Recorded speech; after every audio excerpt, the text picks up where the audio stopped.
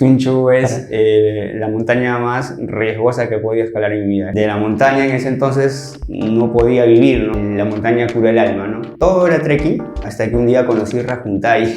Es que el montañismo es algo cerrado también, ¿no? Entonces, si algo te gusta, vas a empezar a hacer bien las cosas. Todas las personas que van con estos grupos suben la montaña sin ningún tipo de equipos. La primera cumbre que yo hice de Huascarán fue la norte. Ven montañas y ya quiero escalar eso, pero cuando le explicas cómo es todo un proceso, y ya se interesan, oye, esto no sabía, ¿no? Por trabajo, por estas cosas, a veces uno no puede dedicarse al 100% a estos tipos de aventuras, ¿no? Tengo muchos ascensos al Rajuntai, así que me gusta esa montaña y nunca la voy a dejar. Sí, tienes que caminar días para llegar a esas montañas. Si algún día me dieran la oportunidad de escalar alguna montaña en el Himalaya, sería el Nanga Parbat. Es cumbre y tengo que regresar a casa, entonces si veo riesgoso, no me da la muerte, no regreso.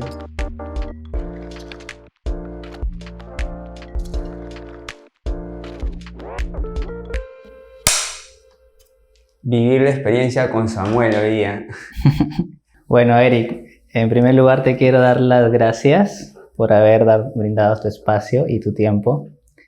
Hace mucho tiempo quería conversar contigo. Me gustaría inicialmente que te presentes. ¿Quién es Eric?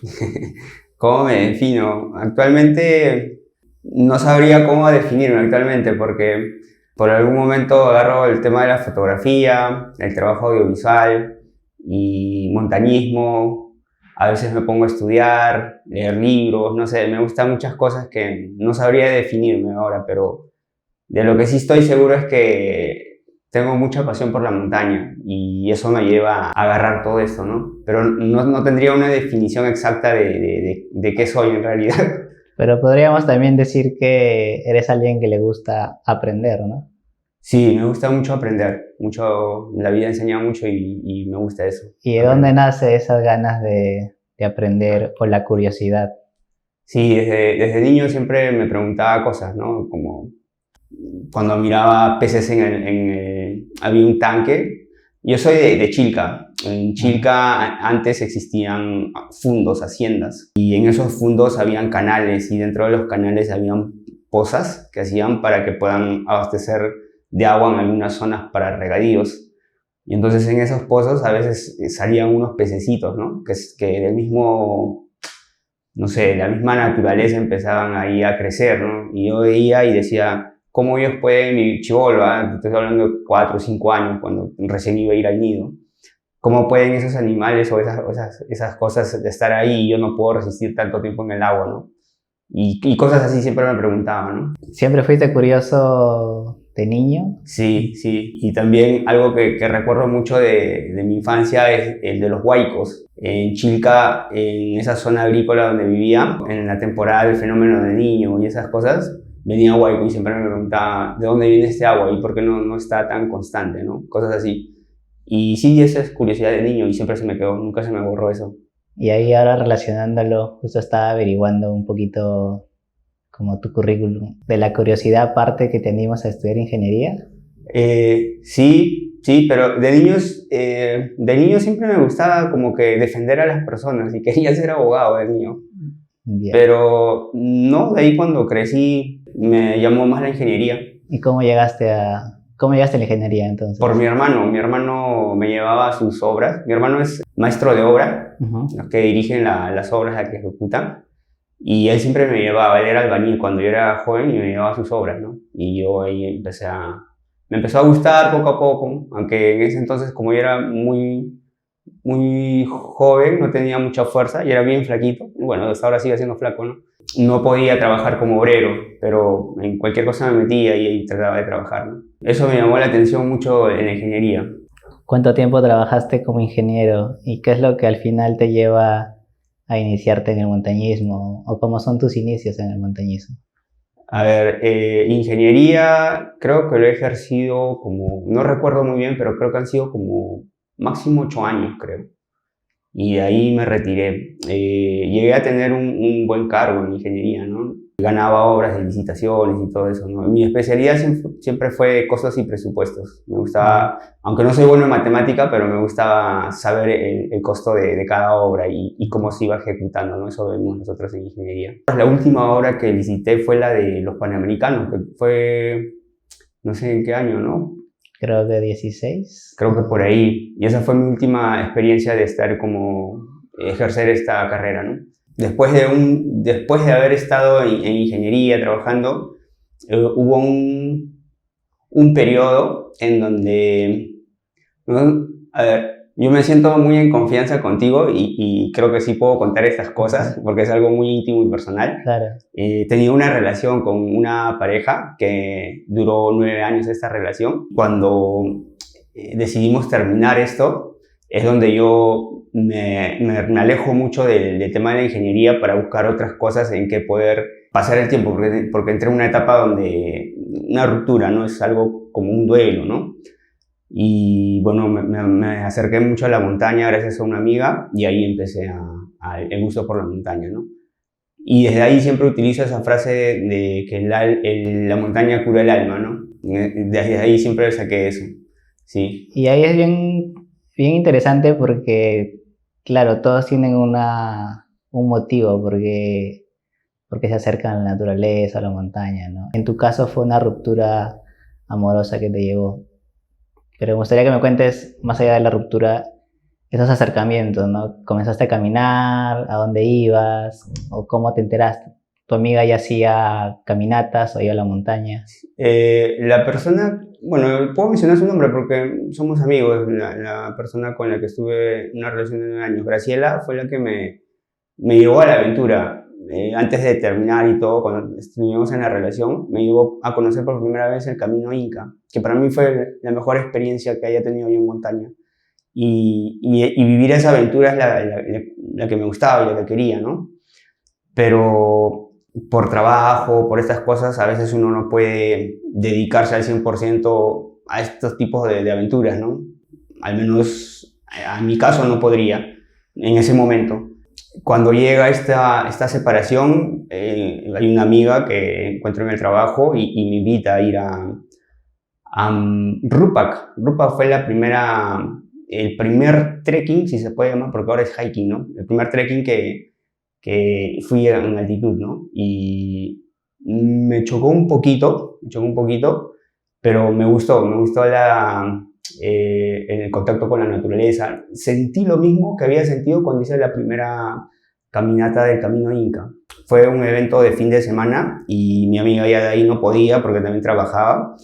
Y yo busqué más salidas. En ese entonces existían pues clubes de trekking, de cosas así. Y asistía o entraba a esos clubes y me hice amigo de un chico que era uno de estos clubes y empecé a salir todos los fines de semana, ¿no? A hacer trekking, todo era trekking, hasta que un día conocí Rajuntai. Ahora es muy conocida esa montaña, en ese entonces caminábamos desde, no sé si has ido a Rajuntai, bueno, en ese entonces era desde la mina, donde actualmente sigue operativa, donde está el relave, desde ahí se caminaba hasta el mirador, o sea, éramos como unas 5 horas para poder ver ese glaciar, ¿no? Uh-huh. Ahora ya no es así, pues no, ahora el carro te deja en el mismo mirador y de ahí bajas y todo tranquilo. Pero eso me llamó la atención, o sea, estar muchas horas caminando y al final tenías como que una gratitud de ver esa montaña, ¿no? Y me impactó mucho. No fue la primera vez que vi una montaña, porque yo la había visto en otro país, con glaciar obviamente, pero esta me llamó, o sea, esta como que, no sé, no tengo o no defino cómo decir esta experiencia, pero muy buena, me gustó y desde ahí dije que quería escalar montaña, desde ahí empezó y ya no solté. Y tengo muchos ascensos al Rajuntai, así que me gusta esa montaña y nunca la voy a dejar. Sí, luego hablaremos un poquito del Rajuntai. Por ahí lo que dices es que es interesante, ¿no? Muchas veces hay experiencias o hay situaciones en las que las palabras se quedan cortas, ¿no? Para definir lo que uno vive. Quizás ahora, claro, ahora sí podemos, digamos, tenemos el medio audiovisual, tenemos videos, pero yo siento que aún tienes que estar ahí, tienes que vivirlo para en verdad la otra persona decir, ah, de esto era lo que me hablaba, ¿no?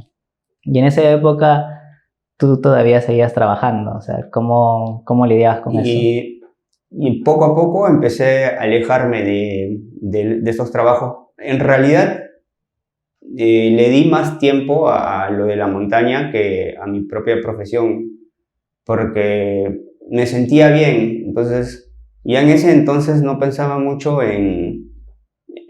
pucha, yo sé que la economía es muy, a ver, y yo sé que sin plata no puedo vivir, ¿no? Acá en Perú donde vivo, o en cualquier lugar, ¿no? Entonces, pero yo siempre crecí en una localidad, en un asentamiento humano en donde tú eres feliz estando al lado de tu familia, lo que te gusta, y si tienes plata para comer bien, pero si no tienes plata para un carro o para tener una casa o estas cosas así, normal, no lo ves como algo a que tienes que tenerlo, tienes que tenerlo. Entonces, cuando yo me fui alejando de la ingeniería, obviamente no tenía muchos recursos económicos porque de la montaña en ese entonces no podía vivir, ¿no? O sea, no me generaba ingresos, al contrario, me generaba egresos más que ingresos. Pero ese gusto, como te digo, desde niño que lo aprendí de poder tener para comer y para poder hacer cosas así que me mantenga vivo, pues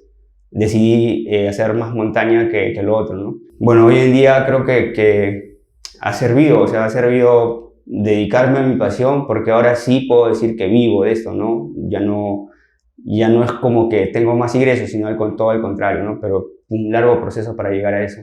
Creo Eso que es muy difícil. sí, y a mí me parece interesante que creo que lo volviste rentable pero al inicio tuviste que remar mucho. Entonces, ahí me gustaría que me cuentes cómo fue estos inicios. Claro, dejas un trabajo estable, como tú dices, ¿no? Te iba bien, ya conociste, digamos, un poquito más los placeres de la vida, las comodidades, pero me da a entender y voy a asumir un poquito que no te llenaba como persona. No, exacto. O sea, a ver, como vuelvo a decir, de niño siempre mis padres me enseñaron eso, ¿no? Imagínate ir yo lo veo así ahora en la vida, ¿no? Ir al mar y pescar con tu padre y sacar ese pescado y alimentarte de eso, de un pescado fresco, que a mí siempre me ha gustado, y eso, pero ir un día y estar allá con tu papá, venir y estar con toda tu familia reunida y comer todos juntos, eso siempre me ha gustado. Más allá de tener, como vuelvo a explicar, una casa y todo lo demás, en Lima cuando vine a Lima fue totalmente diferente, no era eso, ¿no? En Lima era ya, sí o sí tenías que trabajar, porque si no tenías que pagar una casa, tenías que pagar, no sé, transporte para que te puedas movilizar, estudios y todo lo demás. Me vine a Lima a los 17 años y a los 17 años y eso me cortó. Entonces cortó esa forma de vivencia, ¿no? Que tenía en mi barrio. Habré pasado como 10 años de mi vida, más o menos, en ese estado, y ahí es donde me cuestiono, ¿no? Que esto no soy yo, o sea, y ahí empieza el tema de la montaña, ¿no? Y ahí me alejo un poco de esto de trabajar para tener no sé si llamarlo bien común o bienes o cosas como lo puedas llamar, ¿no? O activos, que hoy los llamo yo. Entonces, eso fue lo que pasó. ¿Y de niño o de joven practicabas alguna disciplina, algún deporte? ¿Tuviste algún acercamiento? No específicamente, pero a ver, yo soy malo para el fútbol, pero de niño dicen mis amigos, mi promoción, yo sí me acuerdo que sí jugaba, pero no era el mejor. Pero ellos dicen que sí era el mejor, entonces no sé. Entonces, en los campeonatos siempre íbamos con los profesores. A veces los profesores solo te sacaban un par de semanas y de ahí te dejaban solo. Y nosotros íbamos a correr los cerros pues, con mis amigos para los campeonatos. Y pues ahí no existía pues relojes o cosas que te midan la frecuencia cardíaca y cosas así, ¿no? O sea, pero intuitivamente íbamos y sabíamos que teníamos que correr cuando estábamos en pendiente, bajar. Y yo me acuerdo que, bueno, ahora he calculado cuántos kilómetros he recorrido, porque, a ver, es ir desde Chilca, subirte a todos los cerros, bajar por Papalión, venirte por la carretera Panamericana Sur. Yo estimo que eso debe tener unos 6 kilómetros. Yo tenía como 10 años, entonces chibolo ya corría esos kilómetros, ¿no? Y ese gusto siempre estuvo ahí también, entonces, pero no fui alguien como que haya creado hábitos en el cual se dice que era deportista. No me definía como deportista, simplemente estaba participando en un campeonato. De ahí con mis compañeros íbamos como era Hacienda, íbamos a las naranjas, a las uvas y todo eso también era, pues, ¿no? Y ahí ahora comprendo de por qué tengo mucha capacidad aeróbica, más allá de estar en montaña ahora, es porque en temporada de vacaciones a nosotros, o sea, los hijos de comuneros, trabajaban. O sea, a mí me mandaban a trabajar, me mandaban a agarrar una latita y estar en el sector de uva y espantar palomas con una latita. Entonces caminaba todo el día con la latita. Entonces, y ahí sacas pues también, bueno, en ese entonces yo pienso que de ahí he sacado buena capacidad aeróbica porque siempre estaba en zona 2, pienso ahora que veo todo este tema, que conozco este tema, pienso que sí, pues, ¿no? Ahí he desarrollado una capacidad aeróbica. Sí, y eso es interesante porque creo que, y eso siempre lo suelo repetir en algunas ocasiones, creo que el cuerpo tiene memoria, entonces por ahí creo que lo has inculcado y cuando lo has tenido que utilizar has recordado, ¿no? Vi tu documental, estaba viendo un poquito de tu información y vi el documental del Rajuntai. Lo que me pareció curioso es que lo llamas el oro blanco de Lima y me pareció muy interesante. Claro, me contabas que fue la primera montaña que viste, pero si no me equivoco, antes habías tenido 2 acercamientos a las montañas, pero fallidos, ¿cierto? Sí. A ver, ¿por qué le pongo el oro blanco de Lima? Es más, Rajuntay no pertenece a Lima, pertenece a Marcapomacocha y Marcapomacocha está en Junín. Junín. Pero para mí era lo más cercano que hay acá en Lima, en ese entonces, ¿no? No conocía muchas montañas y esa para mí era lo más cercano y lo asocié como Lima, ¿no? ¿Y por qué el oro blanco? Porque ya no iba detrás del oro. Yo decía, pucha, es un oro blanco porque te trae mucha riqueza espiritual, ¿no? Mucha riqueza al alma. Por eso le puse Rajuntay, el oro blanco de Lima.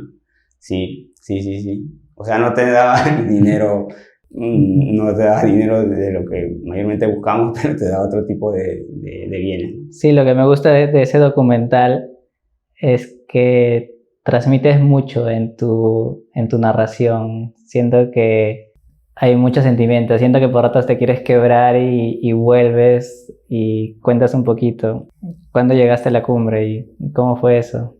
A ver, la primera vez que fui solo llegué hasta el glaciar, la parte baja. Fue el primer contacto y cuando lo toqué pues fue algo... Pero fue algo muy, muy, muy bueno y gratificante para mí.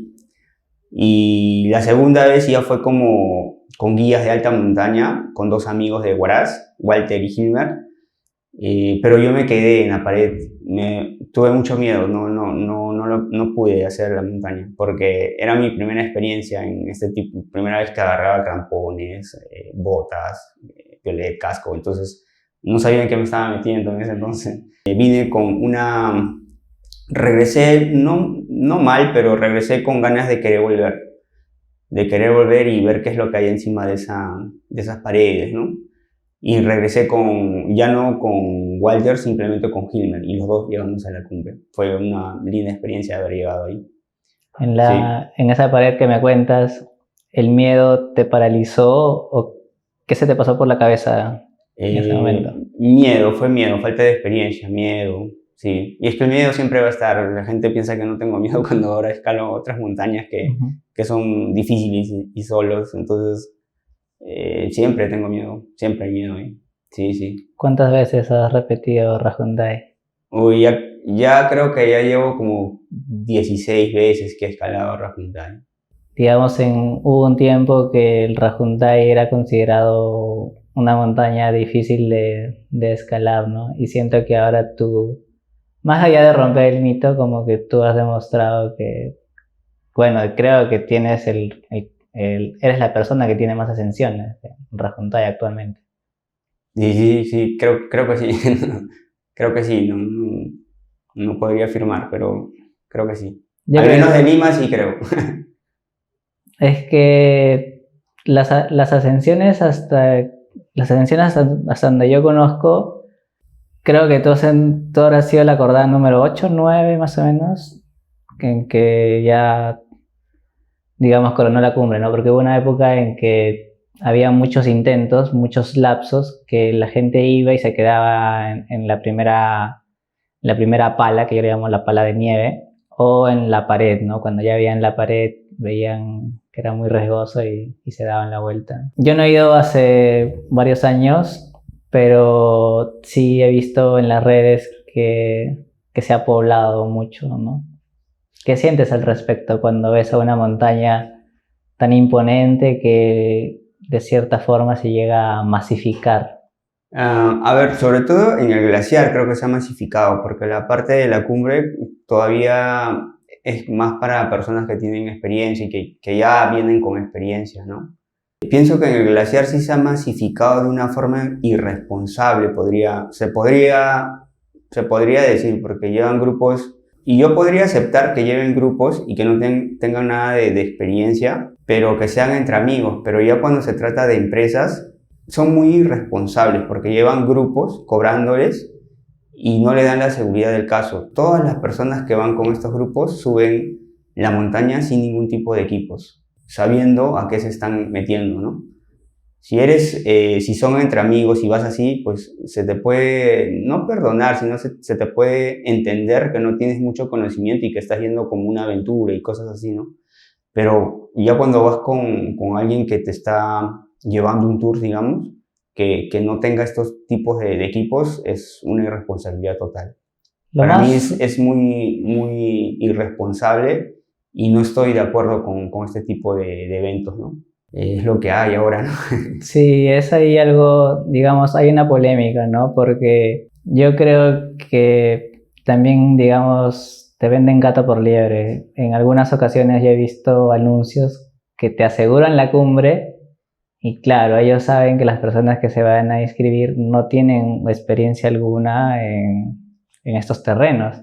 Pero es como que eso a veces hace, digamos, entra la publicidad de cierta forma a actuar y claro, dicen, él no va a llegar a la cumbre, pero te cobro como si fuera una cumbre. Entonces, ese es un tema, digamos, muy controversial que creo que poco se habla, porque luego viene por el otro lado, ¿no? Que, digamos, algunos dicen, pero de cierta forma la gente está yendo a la montaña. Pero yo personalmente creo que esa no es la manera correcta de ir a la montaña. Sí, totalmente de acuerdo. En el 2018 lideraste un proyecto llamado Desafío Huascarán. ¿Te acuerdas de él? ¿Y cómo nació esta iniciativa? ¿Cómo se dio? Quería escalar el Huascarán. Mi idea de ir al Huascarán era ir con Juan Andrés, que ahora se ha vuelto un amigo mío, que también hace esquí, escala y todo el tema. Él, que no tenía nada de experiencia, poder enseñarle, ¿no? Y que llegue al Huascarán a hacer su cumbre. Mi idea nació en un festival de montaña de The North Face, creo que le llamaban Festival Fin Mountains, algo así creo que le llamaban, no recuerdo. Sí. Pero el Banff, algo así. Lo hacían en Barranco, en Chipoco, creo que se llama. En el MAC. En el MAC, sí, exacto. Y ahí conocí a Juan Andrés cuando presentó su documental del monstruo andino. Y nos conocimos y dije, pucha, qué bonito que él haga este tipo de cosas. Le invité a ir al Huascarán para poder tomar fotos, grabar y que él llegue a la cumbre también, ¿no? Fue eso. Y animar a las demás personas que también se involucren en el montañismo, al menos sobre todo en Lima. Pero también tuvo acercamientos, creo que lo trabajaron con el Estado, ¿no? Para ver temas del medio ambiente, de la contaminación. Sí, queríamos de una forma incentivar la limpieza, ¿no? Perú Limpio creo que se llamaba. Queríamos ayudar en temas de las salidas con limpiezas en Marcahuasi, hicimos en Rupac, Marcahuasi, Rajuntay, y también ya que empezaba gran cantidad de gente empezaba a ir a esas montañas y hacíamos pues estas campañas de limpieza y todo lo demás, ¿no? Y en esa expedición es que tú haces cumbre en Huascarán. Sí, pero ahí hago la cumbre norte porque la primera cumbre que yo hice de Huascarán fue la norte, porque la sur tenía un puente que se había caído, entonces no había pase. Y ya cuando estábamos en el campo 2, pues bajarse ya no es una opción ahí, al menos para mí. y tuve que ir a la cumbre norte y logré llegar a su cumbre, sí. ¿Tienes la cumbre sur o todavía? Sí, tengo cumbre sur, norte. Esa 2 veces en la sur y una en la norte. Y ahora sí te cuento ahí, quizás te cuento algo así como que todavía no les he contado, que voy a encadenar o voy a hacer el ascenso del Huascarán en menos de 24 horas, hacer desde el campo base, no, el refugio, a la cumbre sur, cumbre norte y bajar. Todo eso en menos de 24 horas. Es un proyecto que ahora lo estoy trabajando. Y para eso te estás preparando. Para eso me estoy preparando, para eso estoy llevando un entrenamiento que es un entrenamiento basado en evidencia, que es un entrenamiento polarizado, que pienso que me ha ayudado mucho en los ascensos anteriores, por ejemplo, al Coropuna me ayudó un montón. Y ahora que ya tengo mucho más experiencia con ese tipo de entrenamiento, espero lograrlo, ¿no? Justo que mencionas ese desafío, creo que hay un récord, pero que es del ecuatoriano Carl, pero es de no sé cuántas horas, pero es desde el refugio a cumbre y de vuelta. Ahorita no recuerdo. ¿Norte y sur? No, creo que solo sur. Ah. Sí, solo sur. Ya no sabía, por ejemplo, eso. Sí, tiene con Nico Miranda, porque... Karl Egloff. Karl Egloff, el ecuatoriano, bueno, suizo ecuatoriano. Me gustó cuando yo cuando te conocí o cuando supe de ti fue bien curioso. Fue como consumía o consumo material de montaña o información de montaña, leí la noticia del Tuncho, que había habido una ascensión al Tuncho. Y yo creo que personalmente te posicionó no solamente a nivel nacional, sino en el ámbito global. Más que nada porque salieron en el American Alpine Journal. Y quisiera que me cuentes cómo se dio la idea de ir al Tuncho y qué es lo que todo involucró a ese ascenso, porque yo creo que eso es algo que se ha hablado poco, pero yo creo que es un hito, ¿no? Viniendo de una montaña tan inaccesible o poco hablada. Yo en ese tiempo era un poquito, a ver, buscaba mucha adrenalina. No veía mucho el riesgo que podía correr en esas montañas, ¿no? Y dije, pues, ¿qué montaña nos ha hecho mucho en Perú, ¿no? Vi el Tuncho, y invité a 2 de mis amigos que son de Huaraz, a Eloy y a Octavio, que en realidad ellos hicieron todo el trabajo, pienso. El primer contacto que tuvimos fue por la otra cara. Yo, bueno, soy malazo para las caras y norte, sur, por todas esas cosas. Sur, creo.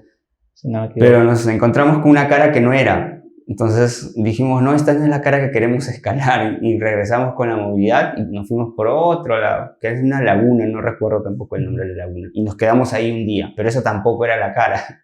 Tuvimos que ir a la otra laguna donde había donde crían truchas, criadero de truchas. Y ahí sí era la cara que yo quería escalar, que vi una vez, no recuerdo en qué revista, pero es peruana. ¿Montañas peruanas? Creo que sí. Y que habían hecho un ascenso los de aire puro, creo que sí. Si no me equivoco, o sea, el de aire puro estaba Axel Loaiza, pero la lideraba Guillermo Chatarra Mejía, con Cindy, no me acuerdo, pero había una mujer. Ya. Ellos hicieron esa pared, pero por la izquierda, si no me equivoco. Ya. Y yo me guié de esa revista para llegar ahí y quería hacer esa pared. Si alguien lo ha hecho, ¿por qué nosotros no? Y pues ahí fue la primera vez que escalé o estuve en la montaña en actividad física 24 horas, porque empezamos a las 11 de la noche y ahí fue mi primer vivac, también recuerdo, pero vivac en grupo. Y recuerdo que, claro, empezamos a las 11 de la noche y terminamos a las 11 de la noche del día siguiente. Fueron 24 horas de actividad física. Muy buena la pared. Llegamos en la última parte de esa pared, hay placas, hay hielo, fofo, o sea, ahí pasaba algo y nos moríamos los 3, ¿no? Pero con la experiencia que tenía Octavio y Eloy, me sentí muy seguro de todo lo que estábamos haciendo. Pero creo que ahora en la actualidad no iría a esas montañas porque es muy riesgoso. O sea, es un riesgo muy alto que creo que ahora no podría asumirlo. Al menos ahora no, quizás más adelante de vuelta cambie de forma de buscar adrenalina y esas cosas, pero por ahora estoy Sí, Y sí. ahí haciendo una pequeña comparación, claro, con Alpamayo, si lo comparías con Uf. Alpamayo, Tunja es mucho más complicado. Tunchu es Para- la montaña más riesgosa que he podido escalar en mi vida. Es la montaña a la cual le tengo mucha... Como te digo, no lo volvería a hacer. Hasta ahora sigo pensando que no debía hacer eso. Pero no sé, quién sabe más adelante. Pero sí, es una montaña... O sea, no podría compararlo con Alpamayo. No es igual. Era totalmente muy difícil. ¿Sí? Y más que nada porque ahí creo que el factor aventura es al 100%, porque es lo más probable que no había ninguna otra expedición a tu alrededor en ninguna otra montaña, solo eran ustedes tres y la montaña. Sí, y el vivac que fue mi primer vivac, estar ahí también fue totalmente diferente, ¿no? O sea, estar expuesto solo con tu sleeping en la roca ahí tirado, es una bonita experiencia. Pero se habían, o sea, habían visualizado, pensaban que sí iban a hacer un vivac o No, no, porque no, llevaron sleeping igual. llevamos sleeping normal, pero los sleeping que no son para vivac, que te metes a la carpa, ¿no? O sea, no pensábamos hacer vivac, pero la situación obliga a veces a hacerte vivac y te metes a un vivac, ¿no? ¿Cómo fue pasar esa noche? Como te digo, es muy buena, una muy buena experiencia. Sí hacía sufrito, pero me gustó, me gustó. Ahí fue el gusto de los vivacs también, claro. De ahí empezó todas esas cositas del vivac y todo. Qué loco. Siempre tenía esa curiosidad y por eso creo que es interesante Me hacer estoy este olvidando tipo. algo que quería contarte del Tunchu. Ahí yo vi un puma, por eso le llamé el último puma de la cordillera central, pero ya la bajada, porque bajamos por el otro lado, por la otra cara.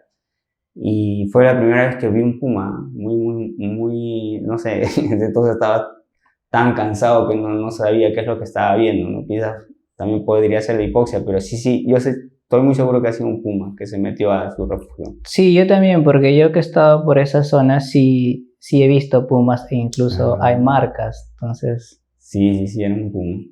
sí, Pero qué no lo vi loco. tan agresivo. Y ya. Es que ahí el puma no es agresivo, al menos con el humano no es agresivo. Entonces, es más, se tiene miedo. Entonces, Mm. mientras hagas bulla, no. ¿De dónde nace la idea de llamar a tu proyecto de vida hipoxia? ¿Y qué significa y cómo lo podrías? Hipoxia es la combinación de dos pasiones, ¿no? La ingeniería, de preguntarme el porqué de las cosas, y la montaña, ¿no? El concepto de hipoxia como palabra, como tal, es la falta de oxígeno en tu organismo, ¿no? Eso es hipoxia. Pero para mí como proyecto es buscar o hacer estudios con el tiempo, no ahora, ¿no? Hacer estudios de investigación que ayuden a más personas a escalar montañas a través de estudios de investigación. Ahora solo lo hago como que un entrenamiento hipóxico que lleva a las personas de forma, digamos, lo más correcta posible para que puedan ellos escalar, ¿no? Con todos los conocimientos que debe saber, ¿no? Más adelante se va a volver como hipoxia hacer estudios de investigación. ¿Por qué crees que los guías no lo aplican? Porque siento que tienen una forma muy tradicional, ¿no? de trabajo. Creo que no sé por qué lo hacen. A ver, yo aquí quizás no conozca mucho sobre los guías, pero voy a hablar de los guías que conozco por la experiencia de ellos, pero no podría hablar en general de cómo es la estructura de la casa de guías o cosas así, ¿no? Pero las personas que conozco que son guías, o sea, ellos sí quisieran hacer esto, pero no tienen los conocimientos, no los instruyen como para que puedas dar un entrenamiento a una persona desde cero y les lleves a la montaña, sino simplemente, y creo que está bien su enfoque de solo guiar, ¿no? Pero para mí deberían aprender un poco más, irse al tema de verlo a la persona como deportista y enseñarles desde cero. Mis amigos sí quisieran hacer eso, pero no los instruyen para eso, entonces se pierde, ¿no? Se pierde esas cosas. Entonces, no sé si actualmente ya lo están haciendo, no sabría porque no he investigado, no podría decir que actualmente lo hacen, pero en base a mis amigos que sí han pertenecido a esto, sí, pues veo esas cosas, ¿no? ¿Y tú crees que sea ese uno de los factores o motivos que, porque digamos, uno que está en la montaña a veces tiene como que su sueño ser guía, ¿no? Ser guía oficial de montaña. Pero claro, ya hoy en día, más allá de la formación, también hay mucha información disponible. Entonces, ¿eso crees que a ti te llevó y te dijo, oye, yo puedo avanzar por este lado, no necesariamente por una institución que, no sé, que me respalde? Mm, Pucha, no sé cómo responder eso, pero yo creo que si quieres incentivar al montañismo, es opinión personal ya, si quieres incentivar la práctica del montañismo, al menos en Perú, porque está muy, no hay mucha información, pienso, para las personas que quieren ingresar a esto. Pienso que deberías darle un proceso, ¿no? Darle un proceso para que puedan ellos entrenarse, capacitarse y hacer su primera cumbre. Y también no solo ver el tema de ciencia, sino también ver el tema de la espiritualidad, de cómo la montaña te cambia, ¿no? Entonces todo eso, juntar todo eso, no sé si una institución podría hacer eso, no sabría, pero personas como yo quiero hacerlo y estoy en ese camino, pienso, y quiero hacerlo. Entonces no sé si quizás una institución debe hacer eso, no sabría. Hace poco, bueno, no hace pocos, hace unos años cuando yo inicié en el montañismo se hablaba mucho de esta frustración, ¿no? Me refiero a la frase que dicen, Perú es un país de montañas, pero sin montañistas. Igual creo que en los últimos años ha crecido, pero no sé hasta qué nivel. Tú que estás de cerca, ¿crees que somos un país de montañas sin montañistas? Yo pienso que falta de comunicación, es lo que... Es que el montañismo es algo cerrado también, ¿no? Por experiencia digo que es algo cerrado, pero poco a poco se están abriendo, ¿va? Poco a poco como que ya hay un poco más de información y todo. Y temor también, ¿no? Porque lo vendes a la montaña como que, wow, ese es algo peligroso. De hecho es peligroso, pero no todas las montañas son de este tipo, ¿no? Hay montañas en las que puedes empezar y todo lo demás, ¿no? Si te gusta bien. La falta de información, porque cuando llegan a hipoxia no tienen mucho conocimiento, simplemente ven montañas y ya quiero escalar eso, pero cuando le explicas cómo es todo un proceso, y ya se interesan, oye, esto no sabía, no, esto... No, pues yo he ido a Bayunarraju y normal y todo, y cuando vienen acá, le llegas a una montaña muy fácil que es para mí Minafierro, no responden. ¿Y por qué? ¿Qué pasó? Y ahí viene todo este tema, ¿no? De poder recién capacitar, no capacitar, entrenar a esta persona para que vaya de una forma correcta, ¿no? Entonces, eso, yo pienso que es falta de información, pero que poco a poco se está dando eso en Perú. Y ahí creo que también es uno de tus aristas o de tus pilares como tu proyecto de hipoxia, porque no solamente los lleva, sino creo que le brinda las herramientas para que esta persona o cliente, digamos, se sepa desenvolver en la montaña, ¿cierto? Sí, que tengan los conocimientos básicos, ¿no? Por ejemplo, saber qué es hipoxia. Muchos no saben qué es el hipoxia o qué es mal de altura. Saber el miedo a las caídas, saber, no sé, cómo crear un hábito, ¿no? O sea, para entrenar hay que crear hábitos, ¿no? Entonces, cositas así que poco a poco van aprendiendo, ¿no? O la parte psicológica de un montañista, cómo es la psicología de un montañista, en qué te puede ayudar también la montaña, ¿no? A tomar decisiones empresariales. Hay muchas cosas por hablar en montaña y que eso también nosotros les inculcamos, ¿no? Pienso que sí, trato de enseñarles eso. Y también la parte espiritual, no me enfoco mucho como que decirle, oh, esta es la montaña, pero sí trato de llevarlos a la espiritualidad. O sea, trato de que traten de conectarse, de sentir y todo ese tema, ¿no? Pero no les predico, se podría decir, de que la montaña es espiritual y todo eso, lo que yo siento, no trato tanto de eso. Pero sí, me gustaría que por su cuenta ellos vayan viendo ese tema espiritual, ¿no? Y creo que eso te diferencia, ¿no? Porque le estás dando, si bien es un contenido o es un programa, más que contenido, es un programa bien estructurado que implica meses.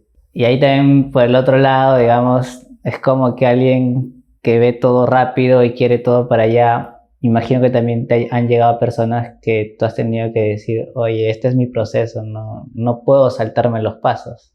Sí, justamente ahora tengo un alumno que quiere escalar Girillanca y no ha escalado ni una montaña. Él cree o piensa que en Perú te dejan al pie de la pared y ya escalas. Cuando no es así, tienes que caminar días para llegar a esas montañas. Pero poco a poco está comprendiendo y está llevando el proceso. ¿Cómo lo Y él escala manejas? muy bien en indoor, es muy buen escalador. Pero, nosotros también hacemos estudios de hipoxia, ¿no? Un examen de hipoxia antes de ir a la montaña, y su examen de hipoxia salió que no es muy tolerante, entonces hay que llevar todo un proceso de aclimatación, empezar los 2500, 3500, entonces desde ahí ya tiene una debilidad para hacer montañismo, y para hacer Girillanca mucho peor, ¿no? Pero es muy bueno físicamente, pero de ahí el tema ya viene más, digamos, fisiológicamente, ¿no? Y como que ya le expliqué y te está comprendiendo. Aún no pisa ninguna, cuando pise me va a comprender mucho mejor. Y ahí tú le consultas o le preguntas por qué Girishanka. Ya, porque ha visto videos en YouTube y cosas así. Quiere ser el K2 peruano, el Watson. Es alguien que sí es físicamente bien, o sea, si tú lo ves acá, tiene un volumen máximo de oxígeno 65, es bueno para la montaña, y tiene buena capacidad, sí. Sí, sí, sí, sí. Me parece interesante porque muchas veces, a veces es como que hay personas así y pueden llegar a la pared y en 2 segundos dicen esto no es lo mío, o pasa lo contrario, que también llegan y a veces dices, oye, sí, sí lo logró, ¿no? Pero ahí creo que depende mucho la cabeza de qué tan persistente o qué tan grande sea tu sueño. Sí, sí, sí, sí. Con las salidas que hemos hecho acá es muy bueno, sí tiene buena capacidad. ¿Cómo llevaste pandemia al ser tu principal fuente de trabajo, el planear expediciones y viajar?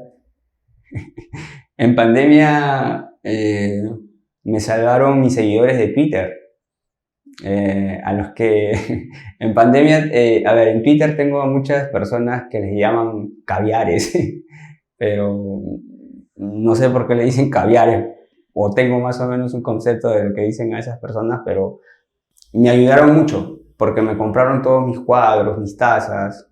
Puse una publicación de que estaba vendiendo mis fotografías. Una persona que yo veo pues Twitter y a él toda la vida le están diciendo caviar, él publicó y un montón de gente empezó a retuitear mi Twitter y lo que había tuiteado y empezaron a comprarme, ¿no? Vendí, ahí salvé la temporada de montaña en esa pandemia, con ese ingreso que tuve. Yo no pensé vender, pucha, he vendido casi 1000 tazas, no pensé vender esa cantidad de tazas. Cuadros, vendí cerca de 200 cuadros, no pensaba vender esa cantidad de cuadros, ¿no? Que ahora vendo poco de esto, pero en ese entonces no pensaba hacer, y salió así, pum, pum, de la nada. Sí, sí. Y en ese aspecto no hemos hablado, pero justo íbamos por ahí. Me gustaría que hablemos sobre tu crecimiento como fotógrafo, creador de contenidos. ¿En qué momento sientes la necesidad de registrar y de comenzar a crecer como fotógrafo y ya como realizador visual? A ver, la fotografía me empezó a gustar cuando conocí a Juan Andrés, ¿no? Él me enseñó fotografía en realidad, pero algo empírico así. Y me gustó mucho la forma de cómo él vende su producto. No vender cómo lo vende, no sé, a una empresa o cosas así, sino vender lo que él hace, ¿no? Cómo capta una imagen, cómo hace sus documentales. Me gustó y quise aprender de él. Fue por eso que fuimos también le invité a ir al Huascarán, pues, ¿no? Y de ahí nace, empecé a tomar fotos así, no sabía que era cómo disparar, ni que era los cuadros, los planos y cosas así, pero poco a poco me fue enseñando. Y de ahí tomé cursos, después, antes de pandemia me metí en la Toulouse, estudié un ciclo, y ahí vino la pandemia y ya no estudié. Y ahí abandoné y de ahí ya no, no volví a la Toulouse. Pero pienso que, bueno, humildemente estoy en la fotografía y me gusta lo que hago. O sea, pienso que debo de mejorar más, sí, claro, pero ahí estamos, ¿no? Tratando de buscar proyectos que cuenten historias de montaña y cosas así. Después del gusto por la fotografía, me ha gustado contar historias de montaña a través de proyectos audiovisuales y eso. Y siempre creo que lo voy a hacer como cada temporada trato de hacer algo de eso. Me da mucha curiosidad saber cómo, si tú lo buscaste o cómo se dio el primer acercamiento a trabajar con marcas.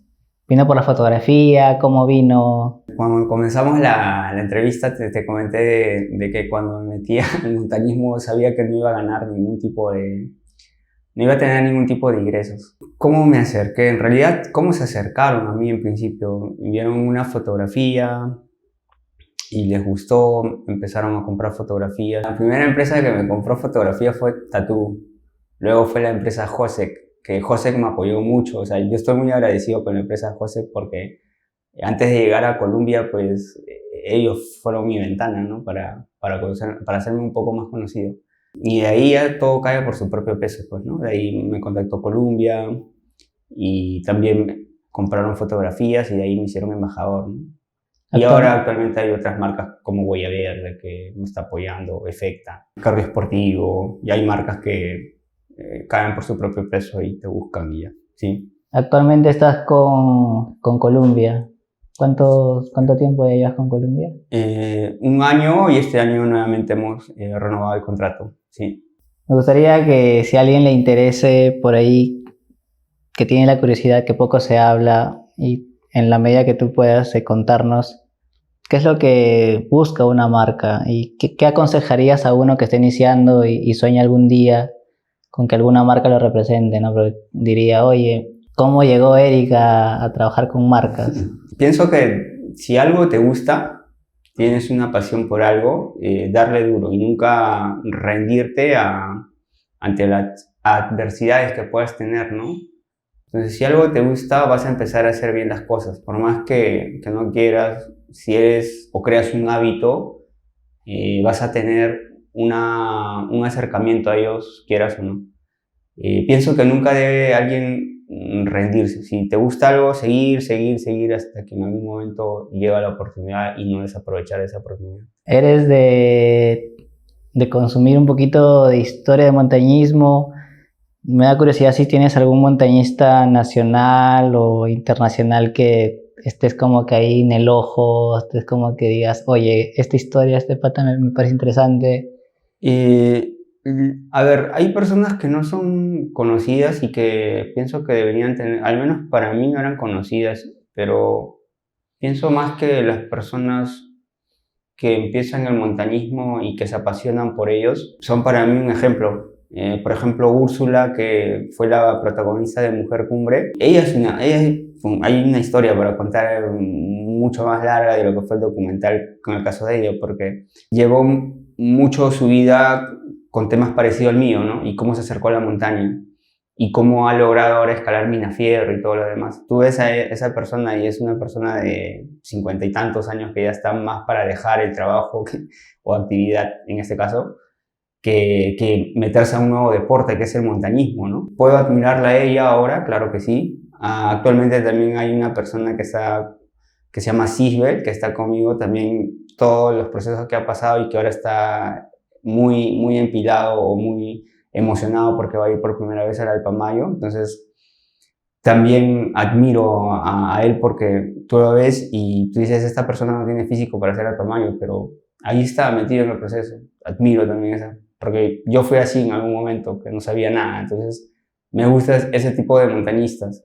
Ahora, alguien que es conocido, creo que Flor Cuenca es también una persona que no lo conozco muy bien personalmente, no podría hablar de cómo fue su infancia y todo lo demás, pero lo que está logrando en los Himalayas es mucho, ¿no? O sea, es una mujer en no sé, en este mundo de machismo, una mujer que se atreva a hacer esas cosas es pues mucho, ¿no?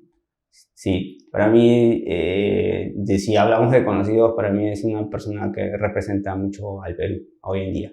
Sí, me parece interesante que tu forma de ver es como que valoras al montañista que está ahí presente, ¿no? Muchas veces algunas personas como que anhelan o endiosan a veces a otros montañistas, pero tu punto de vista va más por el acercamiento a la persona o ese sueño, ¿no? Que llega a cumplir y también va Sí, con la igualdad, ¿no? De que, sí, me gusta más esos tipos de montañistas, ¿no? O sea, y he conocido a varios así, pero pocos continúan en este mundo, ¿no? claro, hablamos del machismo y todo lo que eso puede llevar también a la montaña. Por eso nace tu necesidad de hacer un documental Mujer Cumbre. Puede que sí, pero más Mujer Cumbre fue por Úrsula, porque vi que quería escalar montaña y dije, por qué no grabar algo y que se venda, ¿no? O sea, que alguien vea de que en realidad se puede escalar montaña a su edad y todo lo demás, ¿no? Y que nunca es tarde para empezar el montañismo, por ejemplo. O sea, vi ese potencial y dije, "Oh, puedo hacerlos", y lo hice, ¿no? Sí, creo que es uno de los pocos proyectos que se ha abordado de ese tipo hasta ahora en la actualidad Ujú. en Perú. Me gustaría que hablemos un poquito de los Himalayas, Los sobre Himalayas. todo de los tan conocidos y añorados 14.8000. ¿Sueñas algún día con poder coronar alguna de las cumbres? ¿Te ves? Si algún día me dieran la oportunidad de escalar alguna montaña en el Himalaya, sería el Nanga Parbat. Y esto es porque el primer video de montañismo que vi fue el de Reinhold Messner cuando perdió a su hermano. Y desde ahí me atrajo mucho el Nanga Parbat. O sea, si haría un 8000, el 8000 que me dieran para elegir sería el Nanga Parbat. Y de ahí no me interesan las demás montañas. El Nanga Parbat tiene mucha historia. Sí. Sobre todo a esta persona de Reinhold Messner es alguien a quien, no sé si decirlo admirarlo, pero es alguien a que aprendí de montañismo en el sentido de que cómo fue para él su experiencia, ¿no? Y esa experiencia me gustó. Sobre todo que él sigue vivo, ¿no? Claro, Entonces, y ahí vamos a abordar un tema que me parece muy interesante sobre la pasión de la cumbre, ¿no? La obsesión o hasta qué nivel uno puede pelear con la cumbre. Y hay un tema muy interesante que tú comienzas a, digamos, no a jugar, sino como que lo utilizas, que es el cumbre o muerte, ¿no? es una filosofía y trato de explicarlos. Es que, y muchos lo relacionan a que cumbre o muerte es que uno desea la muerte, ¿no? O sea, o es cumbre o es muerte. O sea, da a entender eso, ¿no? Pero en realidad no nace así cumbre o muerte. La frase cumbre o muerte es todo lo contrario. O sea, si tú ves la opción de que ya no puedes tocar la cumbre, pues me retiro y me voy. Y eso para mí es sobre todo lo contrario, no morir, porque me estaría arriesgando, si voy a la cumbre me estaría arriesgando a la muerte, ¿no? Entonces regreso y sigo con vida, entonces no hago cumbre, me regreso, pero no me voy a la muerte, ¿no? No sé si me he dejado entender. Sí, porque a las finales, bueno, yo del lado de cómo lo veo, y me ha costado quizás entenderlo por quizás consumir material de lectura de montañismo. Creo que al final la cumbre para mí hoy en día es llegar a mi carpa, ¿no? Exacto, llegar a la casa tranquilo. Y eso es lo que trato de explicar en Cumbre o Muerte, pero muchos lo relacionan de otra forma, ¿no? Que o es cumbre o muero, ¿no? Pero no, es cumbre y tengo que regresar a casa. Entonces, si veo riesgoso, no enfrentar la muerte, me regreso. Sí. ¿Te has sentido cerca de la muerte alguna vez? En Guaitapayana, sí, me cayó un bloque en la cabeza y me dejó un poco inconsciente, pero no muy cerca de la muerte, pero sí inconsciente. Y Tunchu fue una experiencia muy retadora y que sí, pues, ¿no? Tú estás ahí y dices, voy a morir en cualquier momento, ¿no? Y sí. ¿Tú crees que hay montañas fáciles, difíciles, así las clasificas? ¿O cómo es tu modo de ver una montaña? Ah, es que una montaña puede ser fácil para mí y para alguien que no tiene experiencia puede ser muy difícil. Entonces, Pero hay grados, ¿no? Hay institución que mide estos grados de montañismo, ¿no? Su dificultad y todo lo demás. No trato de menospreciar a ninguna montaña, todas las montañas son una experiencia por vivir, lo veo de esa forma. Y difícil o fácil va a depender mucho de la capacidad de la persona, ¿no? O el conocimiento que tenga la otra persona. De esa forma veo las montañas. ¿Sueles contabilizar tus cumbres? ¿Las ves como trofeos o cómo manejas tus ascensos? A ver, cuando es algo nuevo, sí, los cuento o los trato de contabilizar. Por ejemplo, Rajuntai los contabilizaba en algún momento porque, pucha, escalaba y dice, oye, ¿ya cuántas cumbres? Ya 10, 12. Entonces las contaba y de ahí dejé de contarlas. Y ahora lo que hago, los solitarios, también las empecé a contar y ahora ya no las cuento, pero en un principio sí las cuento y de ahí ya como que, no sé, ya no las quiero contar y ya, normal. Posiblemente ahora cuente las montañas que voy a hacer vivac, ¿no? Quizás las cuente. ¿Cuál es tu cordillera favorita y por qué? Uy, la cordillera central me gusta mucho. He tenido como Tuncho ha sido la mejor escalada que he tenido en mi vida, entonces me gusta mucho. La Cordillera Blanca es muy buena, es un escenario bastante conocido a nivel mundial, pero si me dices cuál me gusta, prefiero la Cordillera Central, para mi gusto, en su opinión personal. Sí, yo también concuerdo. Uh-huh. Digamos, no sé, sí, es un tema de gusto, pero a veces digo, o a veces yo me he preguntado cuál es mejor y no llego a responder cuál es mejor, pero creo que sí son diferentes, ¿no? No sé por qué mi instinto en la cordillera central siento que tienes un nivel de aventura mucho más grande que va relacionado con el factor de riesgo. En cambio, en la cordillera blanca a veces siento que estoy muy acompañado, entonces yo creo que uno va a la montaña para un encuentro con la montaña. Y no está mal, porque a veces también sí he disfrutado ir en cordadas que están a mi lado. Pero si me dan a elegir, sí, también preferiría la cordillera central, ¿no? Sí, sí, lo vives más alpino, ¿no? Como le llaman, ¿no? El estilo alpino. O sea, es más contacto, como acabas de decir, con la naturaleza, ¿no? Más a la aventura. Lo otro ya, la Cordillera Blanca como que ya es, bueno, en algunas montañas, no en todas, ya es como que muy comercial, ¿no? Más que todo por eso, pero todo, en realidad al final todo es lindo, no todas las montañas siempre van a ser lindas.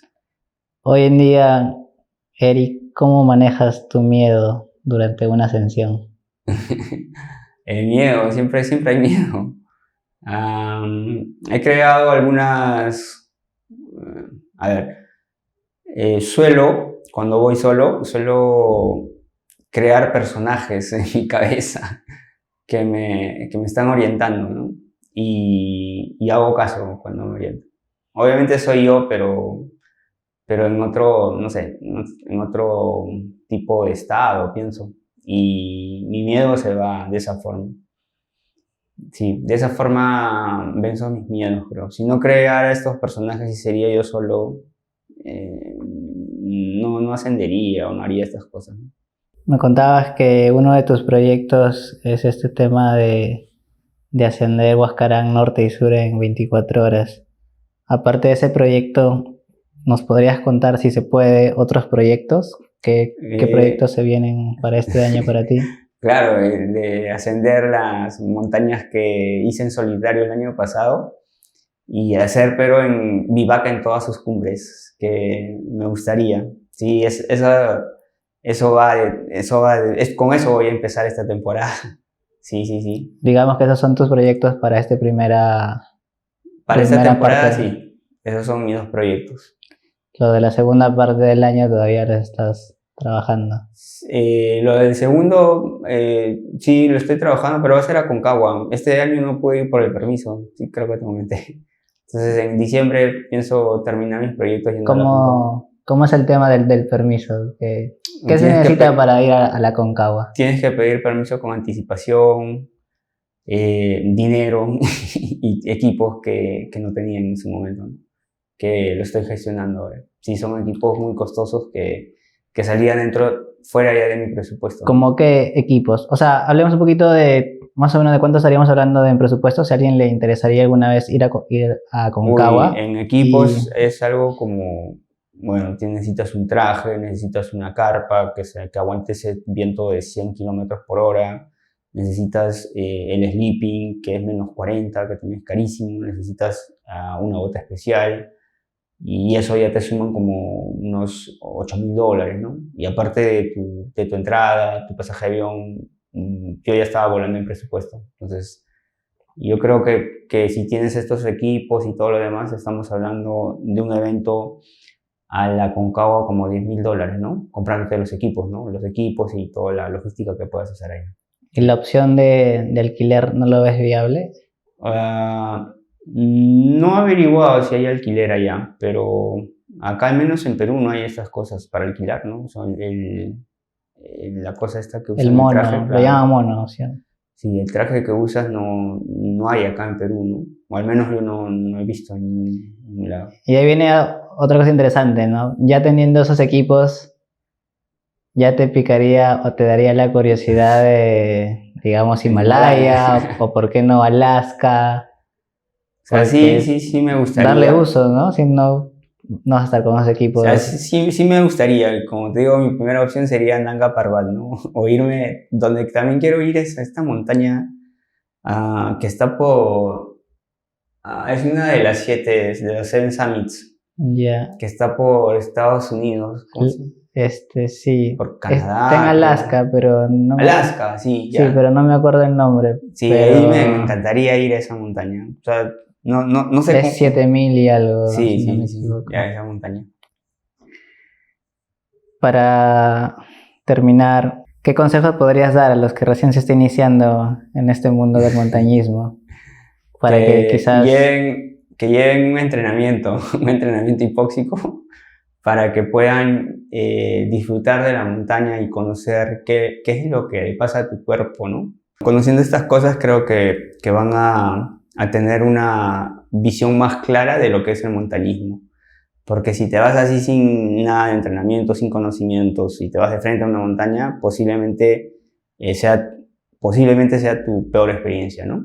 Si vas con conocimientos básicos, pienso que te va a agradar mucho la montaña. Les aconsejaría eso, que se informen muy bien sobre el montañismo, o en todo caso lleven el entrenamiento hipóxico, ¿no? Que tiene mucha base sólida para poder darte información y todo lo demás. Sí. Muchas gracias, Eric. Gracias a ti, mi estimado.